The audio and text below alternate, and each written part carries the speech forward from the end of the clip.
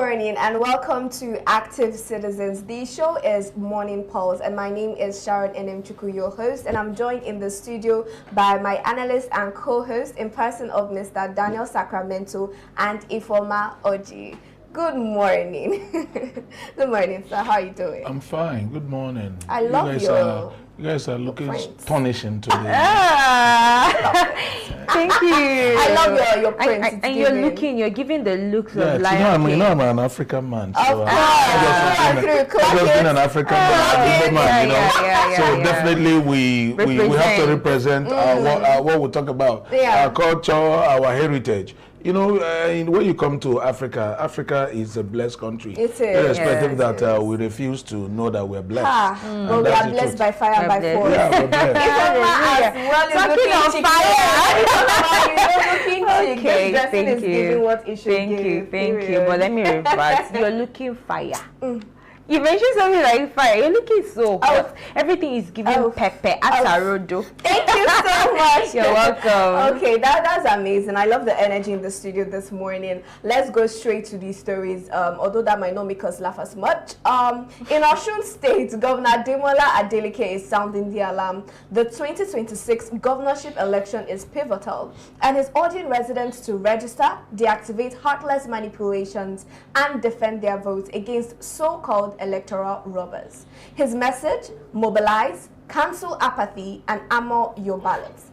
Meanwhile, in Abuja, things are unraveling outside the corridors of power. Local contractors have stormed the FCT minister's office gate, demanding the payment of over 5.2 billion naira in outstanding debts. They insist this liability spanned previous administration and that Minister Wike has halted payments he once began. But the FCT spokesman pushes back. No contracts were awarded by Wike, he asserts, and earlier large sums were settled. Now these are the stories that we will be treating today, and we're starting with Osun State Governor in person of His Excellency Adeleke. And my first question, because we're going to hit it hard, I'm going to address this to you, Mr. Daniel. Personally, what do you think about how INEC has been conducting elections so far? Well, INEC has always been the bane of our problems. You know, they say this today, tomorrow is a different thing. And it is during the course of this INEC that we started hearing inconclusive elections. Glitches. Yeah, we have glitches. Today you are going to show in the IREV, everybody's going to see this and that. Tomorrow you are coming up with a different thing. Tomorrow INEC is, we are fully ready for this election. Tomorrow they are coming, we are not ready. There are hitches here and there. You see, this is a lot of confusion. And why we have all this level of confusion is because of the kind of system we run in Nigeria. You know, people would always look for a way to win by all means. Now, it's that winning mentality, winning by all means mentality is always the bane of the problem, where the certain ruling power always believe we have edge over every other person. Because they are ruling. Because we are ruling. Now, we don't talk about the basicity of governance, which should form the bedrock of you winning or not winning. But when it becomes imperative that everybody is struggling, everybody believes because we're in power, and whether the citizens like it or not, we will continue to rule, is always another aspect where we need to look at. But when things are being put in place, I believe INEC is going to function well. Yeah, exactly. We have a lot of electoral reforms that needs to be put in check so that INEC could function properly. But when these things are not done, when the right set of people are not in where they ought to be, you know, we wouldn't say INEC has done well. We wouldn't. Holistically, INEC is just, I don't know how to put it. INEC is giving us a lot of concern in the country because in some quarters they will do well, In the other quarter, they are not doing well. So personally, do you think they are doing well? They are not now. It's not a prayer point. Oh. They are not doing well.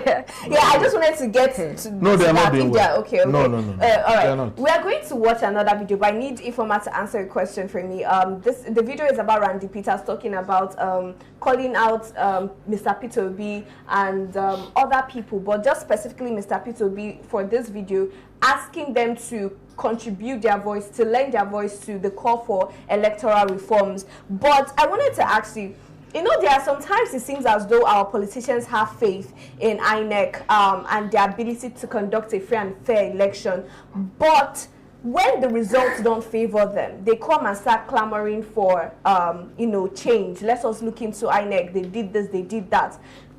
With the way things are going, especially with the elections that we're having back and forth, the Anambra election, 2026 election, 2027 elections, do you think that our politicians are generally calling for electoral reforms because of the good of Nigeria, or they are calling for electoral reforms when it doesn't favor them?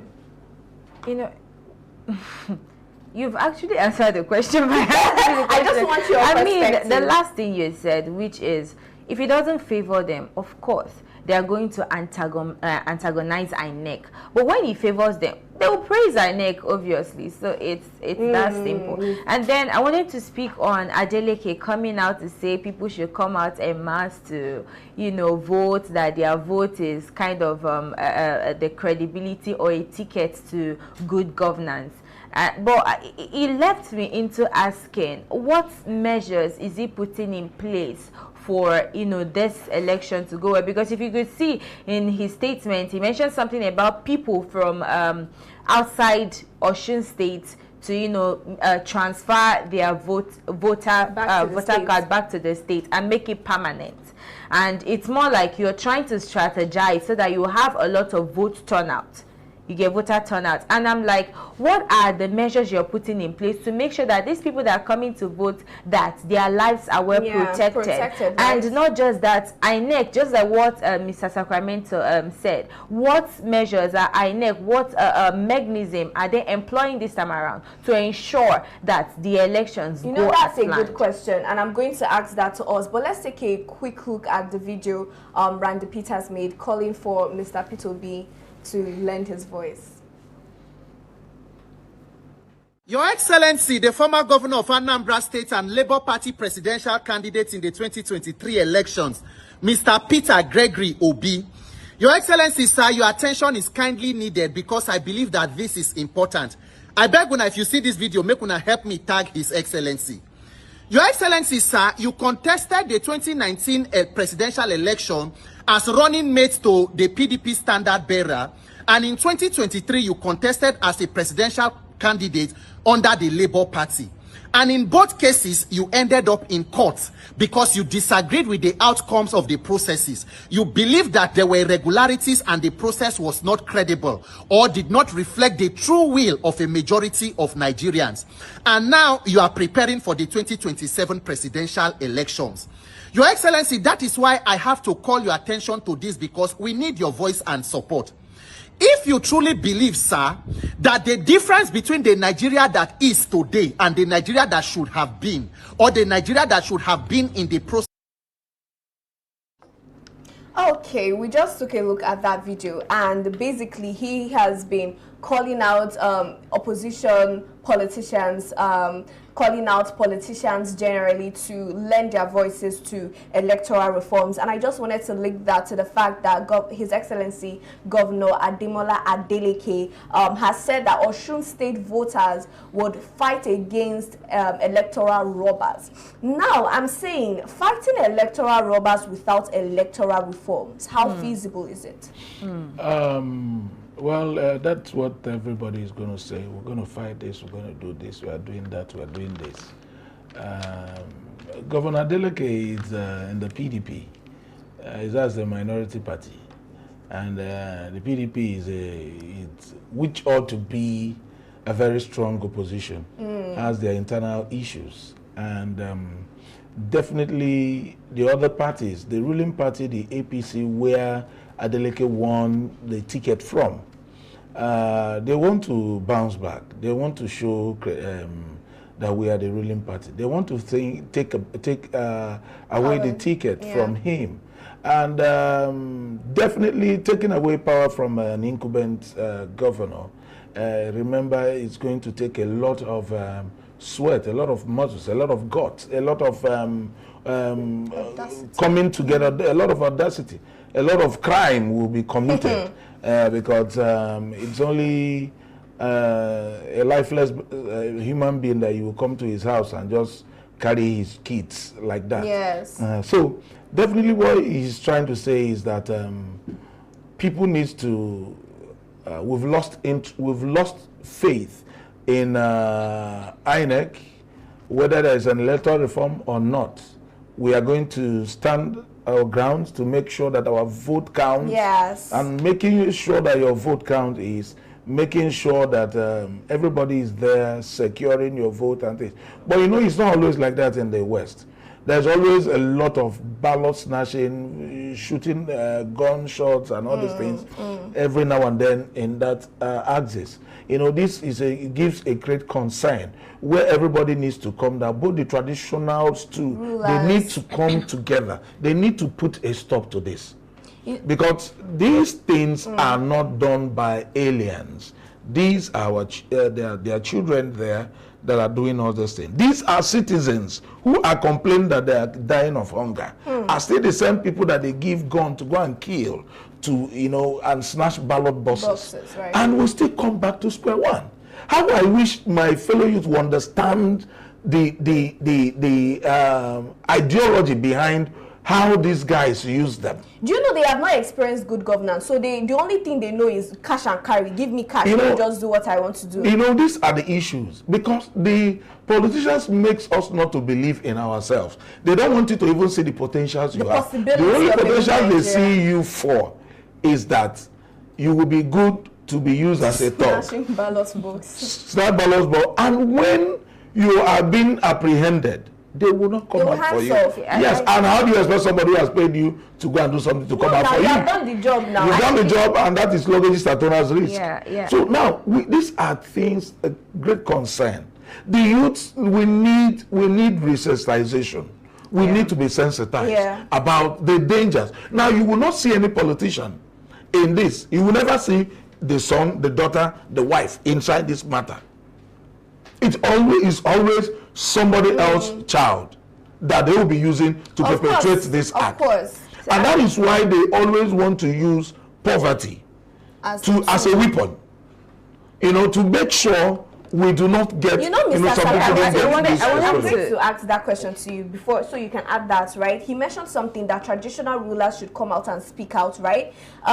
Do you also think at this point that we need our religious leaders to come out and start speaking out? All the institutions. I want to ask this is actually taking me back to something that I've made comment on, possibly not here, not on this platform, but I've actually referenced this.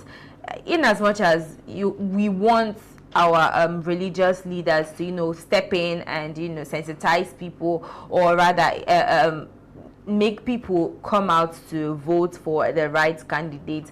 But at the same time, I think religious leaders shouldn't actually involve in anything that has to do with politics. In as much as we know that politics is imbibed in churches or religious houses, but I don't still think that they should involve themselves. I don't have a problem with you going to tell people vote for the right person, but I mean, don't campaign for a particular candidate for election. And then I wanted to add something to what he said. I commend his Adeleke's political savviness when it comes to rallying for people to come out and vote. But at the same time, it's not really about rallying support or anything like that. But the thing there is that do the people trust you? Does it represent democracy? That's the question here. Yeah. You get it's more like you're trying to gain politically, but you're not considering the people that you want them to, you know, come out for you or vote for you. You need to put them in check. You need to put them in your own consideration too. You know, so that's valid. And Mr. Daniel, I saw your reaction when she was answering, so I need you to touch a little on that matter before you answer the next question, which is the fact that I wanted to know, you know, with the challenges that INEC has faced so far, especially in the 2023 elections and the glitches and IRA, all the whole challenges. Do you think, have you seen any efforts that they have made to correct those challenges? And what is your take on religious leaders coming out now to canvass for good governance? Okay, I want to say that the religious leaders need to come out massively to campaign. Campaign in the sense is the way we are doing our campaign here. We're talking about active citizens. We need active citizens. We need people to come out to talk about. See, it is because the religious leaders were pursuing clouds. Things went bad. Things really degenerated. Now, when we woke up, we now started coming out.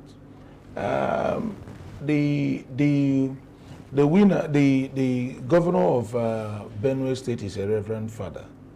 If you can draw your attention, he's a Reverend Father from a very massive organization. So we need religious leaders to come on board.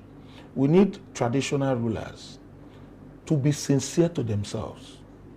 If you go down to the many of the churches, you check so many of arrests they are having today, you will see where they arrest a pastor molesting a child. We have bad people, we have the good people. But darkness cannot comprehend light. Yes. So what we're saying in essence is, traditional rulers should come out.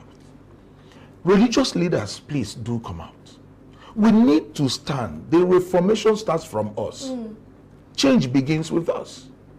You're we right. cannot just sit in our... I really need you to, you know, be specific on telling them to come out. Wait. Are you telling them to come out to vote a particular Let me candidate? tell you. Or are you telling No, them? I feel like listen, what Mr. Daniel is listen. saying is that it's not as though they should explicitly Let me campaign for tell a you. particular candidate, Let me but tell that they you. should encourage and speak out, especially when they have the platform. If it is possible, let me now be straight.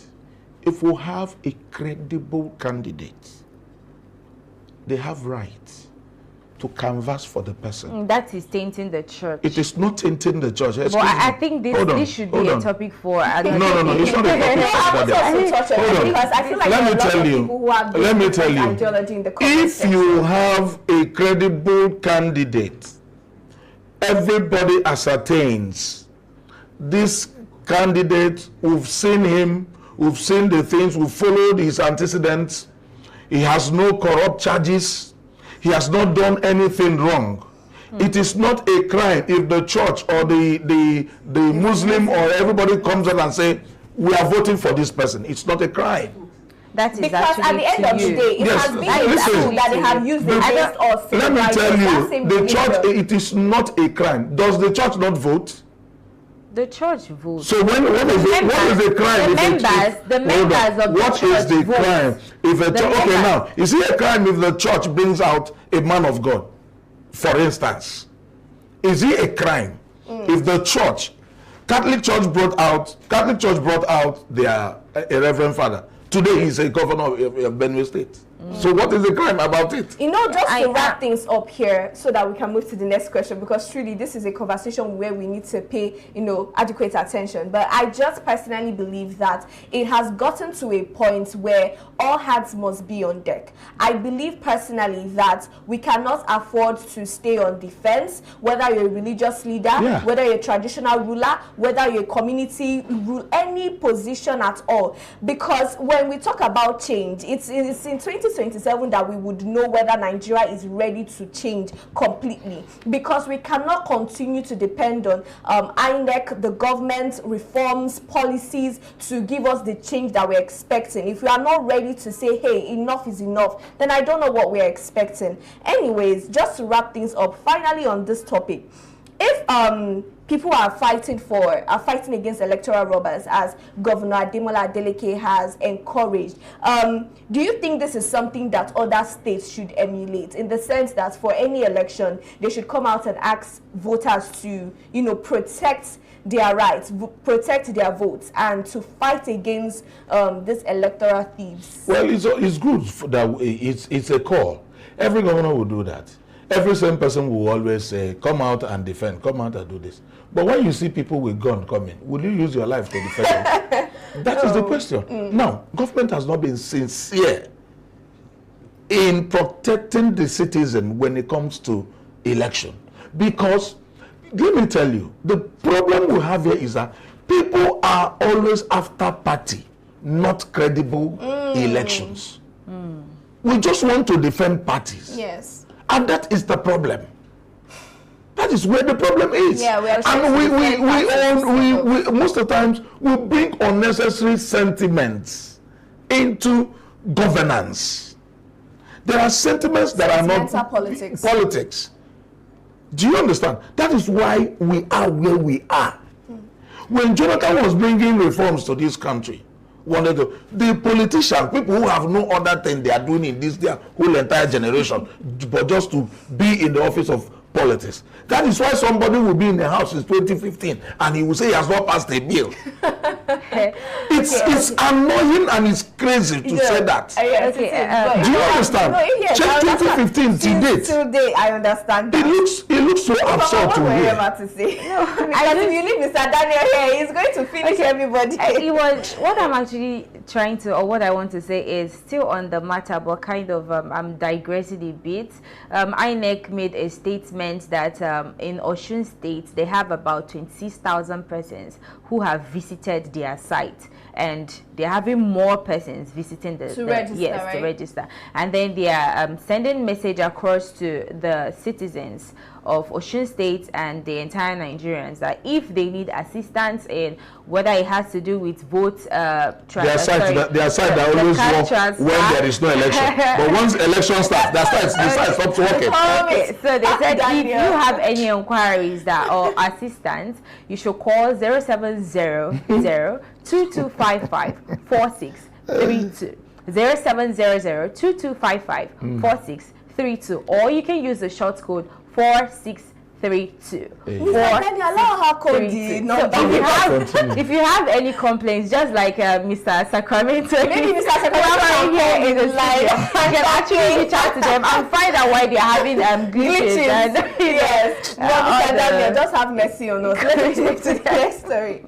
So, a contractor in person of Adebola Benson claimed to have been arrested after sending a text message asking for his money from the FCT Minister Nyesom Wike. Was that right or wrong? Do you think that move, arresting him because somebody is asking for his money, was that right or wrong? Well, going through the stories I had, the majority of the bulk of the claims they are claiming it's not really a contract signed with Nyesom Wike directly. This was an area of what, but although that past administration, but governance is continuity. Now he has paid a lot of it. You know, most of the times contractors, most of the time they don't go through the right channels. Yes, that's one of the things.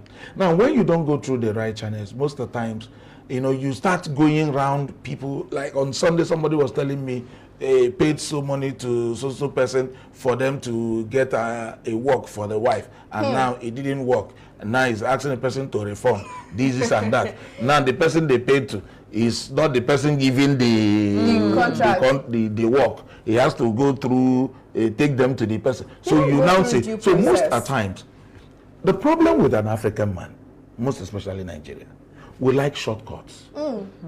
We like, let me go and give this person money, so that this person will not take me to the person that will know the person that will know this or that will connect this person. Hallelujah. You understand? So it becomes an issue. Protesting for their money is correct. I don't have issues with that. but it has to follow due process so that the FCT minister could look into it. Like the story says, he has looked into some of they brought 10 billion before he sorted it out, 11 billion, he sorted it out. Now, he didn't know where these ones are coming from. Now they're saying it was 8 billion. Now it's now turned to 5.2. So the real gist of this matter has not basically been brought to you light. answered my second question, because I wanted to ask if if they went through the right process in a way, because you just mentioned that Nigerians especially, we like going through Appian way, and they like to exaggerate. Contractors like to exaggerate too. Yeah. So, but do you think now that Wike should be held accountable for this? Is it like legal that Wike should be held accountable for this contract? When you look at it in one way, yes. In the other way, no. In the yes aspect is that it's the same office. Do you understand? Okay. It's the same office. Now, this is a government work they did. They didn't do a private work. Yes. And you represent the government. So it is in your office that this a contract was signed. Okay. Now, no, in the sense that it won't be a sort of a legal issue, because Nelson Wike was not there. So it boils down to, let's look at the contract that was signed. Who's director, which office, they come forward with their claims and documents. Okay. And that's, you could see that's what they're being asked. That's what they're asking. So bring your documents and let's see what you have on ground. So we'll look at it. I wanted to add something to what he said. It's basically what he just said that I want to buttress on, but it's more like rhetorical. And the first question I want to ask is, who awarded this, or who signed this contract, or who these jobs? And then secondly, why are they delaying payments? That's number 2. Maybe and they then forgot. and then number 3, why are the figures not corresponding? That is the third question. Good question. And then again, it brings me to, it seems that the government, I wouldn't say Abuja, I would say the entire government, have problem with handling contracts and money. When it comes to contracts, they have a problem. Just like what he said, it needs to be tabled down. Bring a panel that will fact check every single thing. The contractors, the local contractors that was actually contracted for this particular job, they should provide receipts. If there is photo, document, receipts, every single thing, provide it. If the government are saying that they equally did not contract anybody, receipts should equally show. I like that you said that, because if you look at the story, the Ademola person said he sent a text message to Nyesom Wike. If this is factual, if this is backed by facts, you have the right documents, why are you sending a text message? Why aren't you going through a legal process? Bring it out to the public, because at this point I will not even blame the minister. You are saying no, minister has no case to answer in this. Yeah. As far as the whole issue is. Now, remember, he said when he came on board, the FCT director brought a bill of 10 billion naira, yes, which he approved and they paid. They brought another 11 billion. He approved and they paid. Well, after looking at it. Now, is it not the same contract, or is this a different contract? No. So the director of FCT has a case to answer. Yeah. Because these are all coming from the whole contract procedures are in the file. Yeah. So let them bring the file to be treated. And most of the times, this might be, all these contractors, most at times, is an offshoot. Maybe when he brought a quotation to this week, and the quotation was approved. Now, going back to the market, there is an increase. Now he has gone to do the job and he finds out that, man, I spent more than was approved. He comes back with a new bill. Most at times it will not work. There was actually, so you understand. So there must always be a common ground. There must be a common ground where all these things, facts and check. And again, contractors have been most of the time, they do not finish their jobs on time. The stipulated time. So that the government in power will finance and pay you off. But this before the next, because you know, collecting your money from the next government, it takes the grace of God, though. Yeah. See, and that's the this truth. case is actually different because according to some of the contractors, they were saying that it was an urgent job. You understand? So there is possibility. We just said it. You are just coming to what I'm saying. Urgent job that because you were saying, oh, that they were the ones that mounted AC. How is AC urgent? No. Let's leave it at it's an urgent job. But the issue is this: if it was urgent, and you know that the government that gave you the urgency are leaving, you needed to tackle it urgently and collect your money. You know, at this point, I question, just like I said before, why are they making mistake in the figures? It's now that I'm questioning those contractors if what they're actually saying is actually true. You have to look at the contractors because at this point they need to explain to us. Yes, and they have padding. Contract do padding because this padding comes from the people who the directors, the people, the subheads. Everybody has interest in that contract. So most of the time you exaggerate the figures just to make sure that you talk about ministers. Talking about ministers. Okay, can you just wrap up? Something struck me. One of them, is it Benson or Benson said something like he's been owed like about 270 million. I'm like, how? And you don't know the contract. Maybe they said urgent contract. But at the same time, I think if their claims is actually true, I think they deserve to be paid their money. That's it. They should go through due process. Some of them are clamoring, process. saying that they can't feed their families properly. We always hear that they language. contracted a lot of but this is Let me tell you. Mr. Daniel, I agree with you. Mr. Daniel and Ife, I want us to talk about another minister, a person of Minister of Works, David Umahi, who has come out to say that the claims of the Lagos-Calabar Coastal Road being without drainage system is wrong, that there is underwater drainage system that has been put in place that we cannot see. This same underwater... we cannot see. No, now I'm just saying that we can't see the drainage system because they said it's underwater, right? And also, if you would remember, the third Lagos mainland bridge that they want to rehabilitate, they are also saying that it has underwater, problems that they have with the bridge, and that is why they want to rehabilitate and other things. But how can... I don't understand what these politicians take us for. We can clearly see a road. We can see it, that it's damaged. It's damaging already. Something that was recently done and is in this condition. And you are coming out to say that there is a drainage system somewhere that we cannot see. How?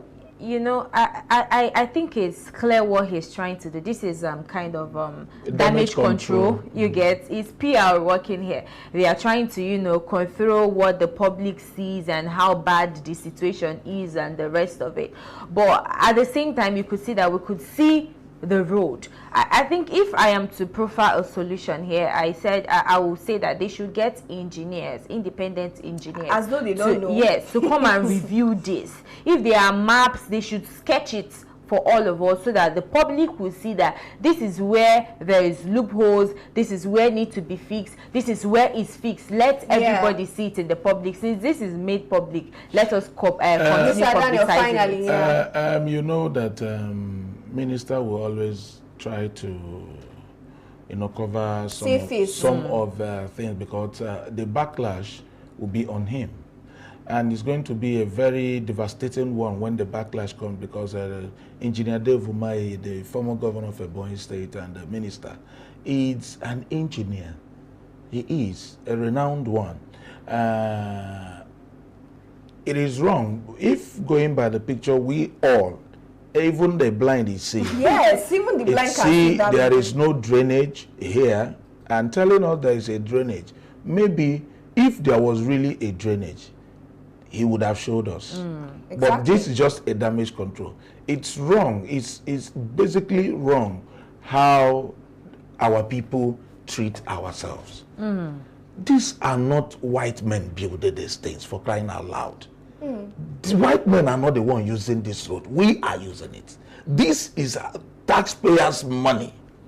Why can't people give us good thing? Yes, I will blame the minister. Yes, I will blame the contractor who knows that we are that people using this road. Thank you very are much. Nigerians. The same contractors. So.